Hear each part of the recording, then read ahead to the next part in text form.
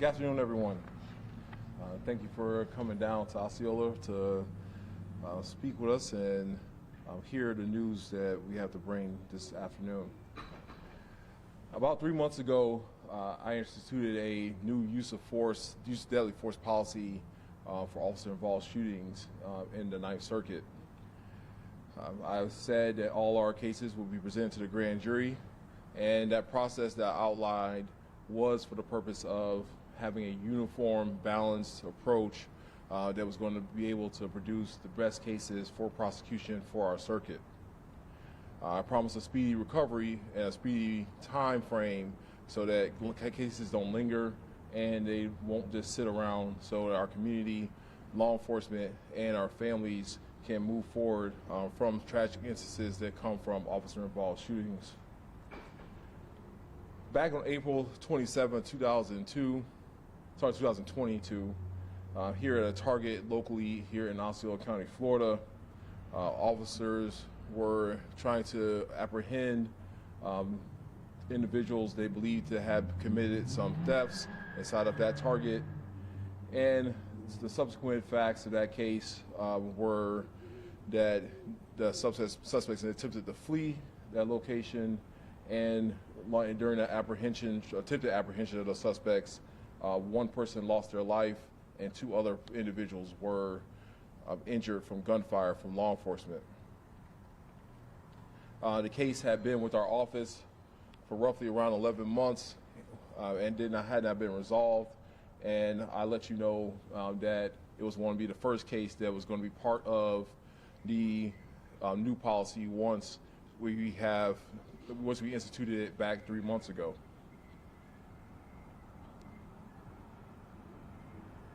After hearing the witnesses and the evidence, the grand jury did not believe that charges should be brought against the 2 officers involved in the shooting of the individual that passed away, Mr. Baez, and the 2 other individuals that were shot by law enforcement that day. The grand jury heard from experts, they heard from other witnesses, and they heard other evidence to come up with that conclusion, and it was one that was still not likely. In this incident, someone's lost their life. And you will hear me say during the course of my time of having this job, my job is to help preserve and defend lives. My job is to make sure that every life is accounted for in our circuit and we don't lose young people and anyone to acts of violence or acts of gun violence. So the biggest thing that was also part of the policy that we put in place was that the grand jury was going to have an opportunity to weigh in on the incident that happened. That process is going to happen in the next few months, and they'll be able to present their findings and investigation to you all on ways that they believe that law enforcement can help preserve lives and what we can do as a community to prevent the loss of life from incidents like this. Officer-involved shootings have a tremendous effect on our communities, both psychologically, physically, and emotionally for all those involved. That's from the victims' families, from law enforcement, to other community members, and we have an invested interest when we take an oath to protect the public from harm, that we are not contributing to that harm in the same process.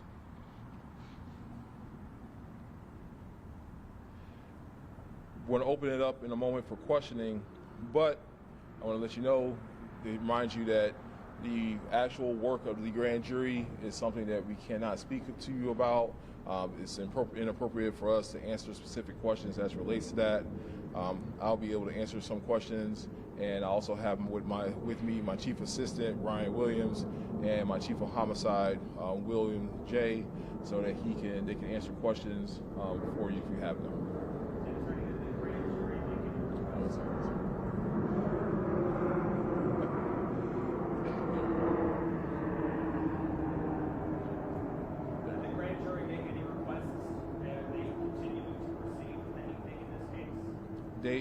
They are proceeding with the second presentment phase of that was outlined in the policy.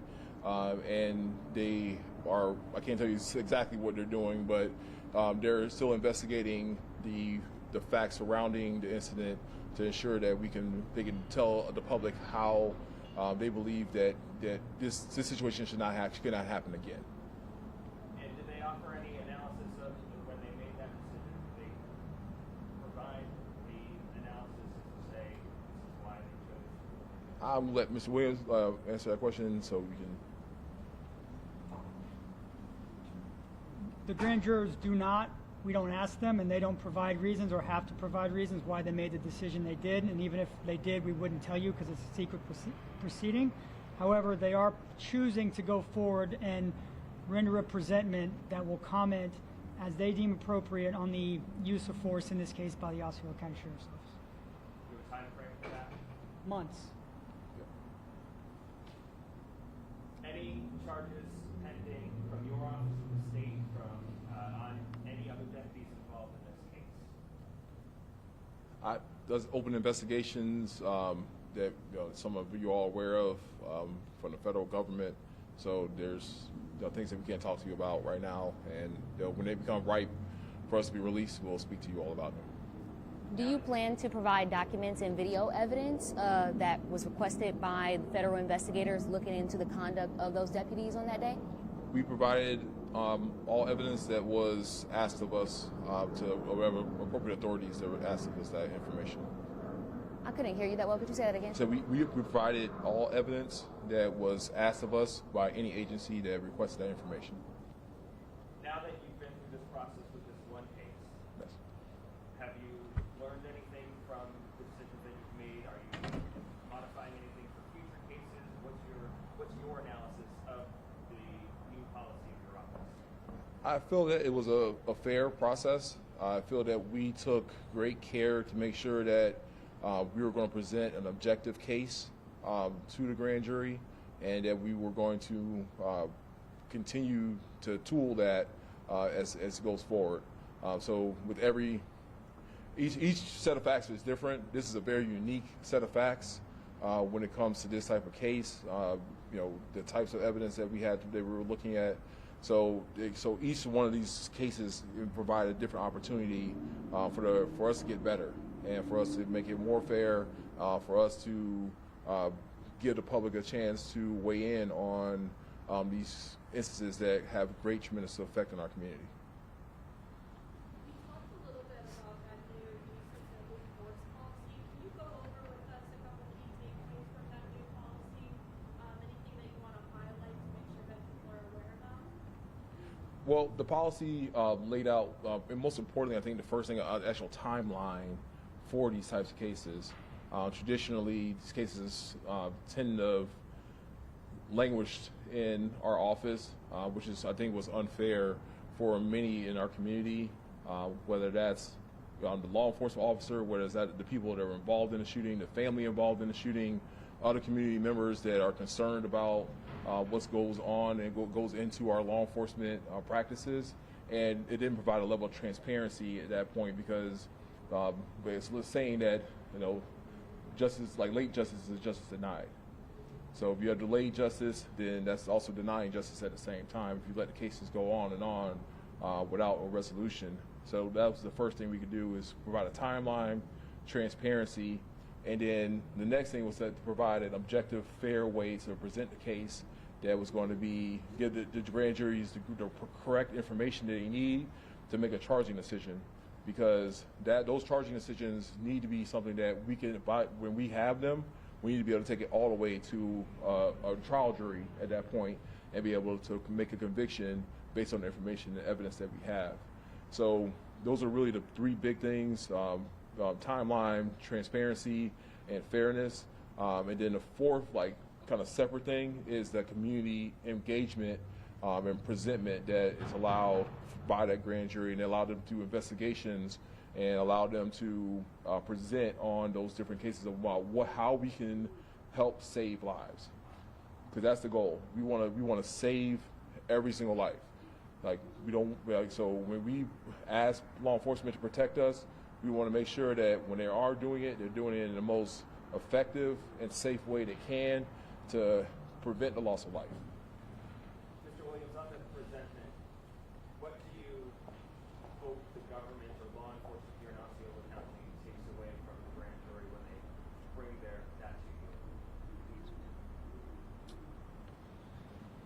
What we hope for is that there will just be an open dialogue. Obviously, we are not law enforcement officers. The members of the grand jury are not law enforcement officers. But we have been exposed to the facts of this case. They have been exposed to the facts of this case, and they're in a unique position now to speak as members of the community, not law enforcement officers, to tell them these are the things that we've identified, and we are going to put this in your plate, and you, as the experts, the members of law enforcement, come up with better policy if it's appropriate.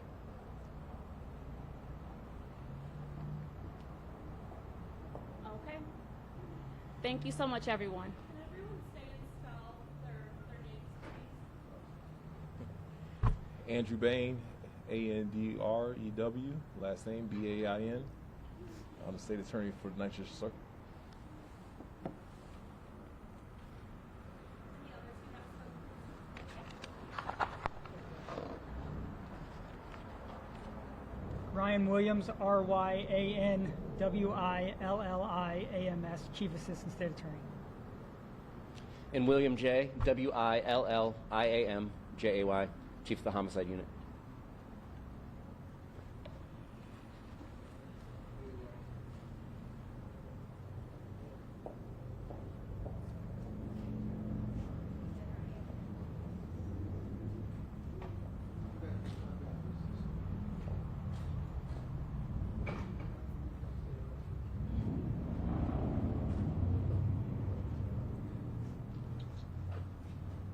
I got to lower this a little bit. My name is Mark Nejame. N is in Nancy, E, capital J-A-M-E, senior partner in Nejame Law. We represent the 4 victims who were shot at, killed, or maimed by certain members of the Osceola County Sheriff's Office. We want to start, first of all, by thanking the State Attorney's Office, Mr. Bain, Mr. Williams, and Mr. J. They've been extremely professional to us throughout, and we believe that they strove towards fairness and identifying the issues that they could with the information that they had before them. We thank the grand jury. They are citizens who evaluated what they heard. Please understand we represent the families on civil matters. We have very little to do with the criminal case. However, we do know through our investigation that we have some serious questions. Many in the media have brought them out, as it related to the truthfulness and the transparency as it relates to certain statements, witness observations and such from certain members of the Osceola County Sheriff's Office. We believe that some of their statements are flat out dishonest and that they've been collaborated each with the other.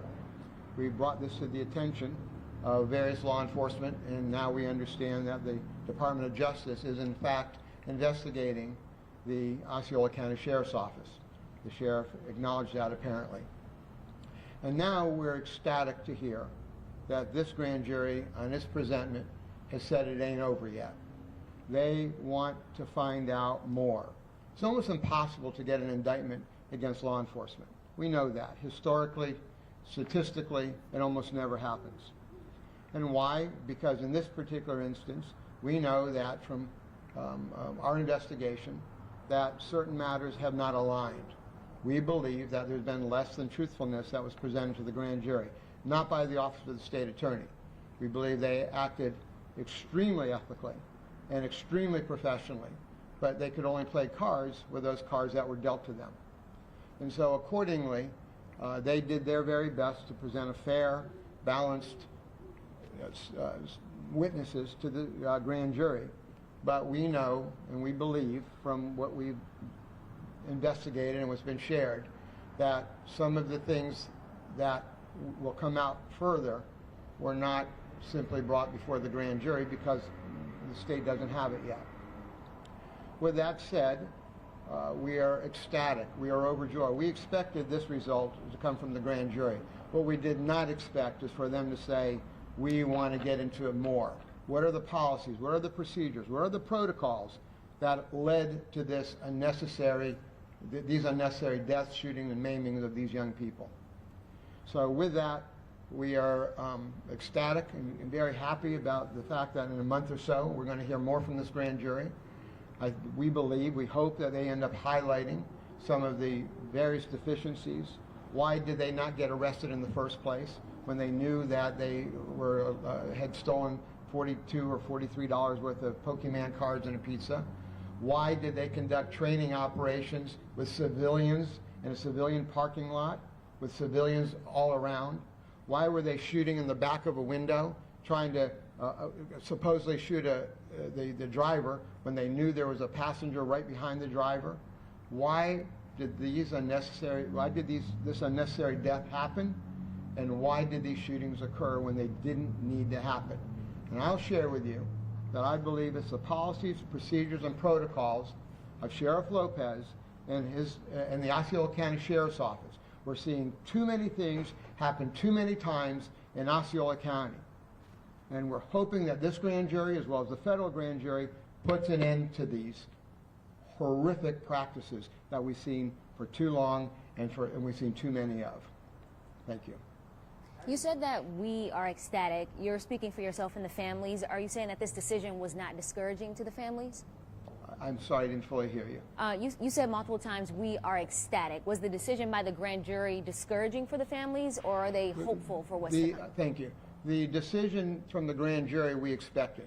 I told them all along. It's almost impossible, particularly with the obstructed videos that were had, particularly since there's been no civil case.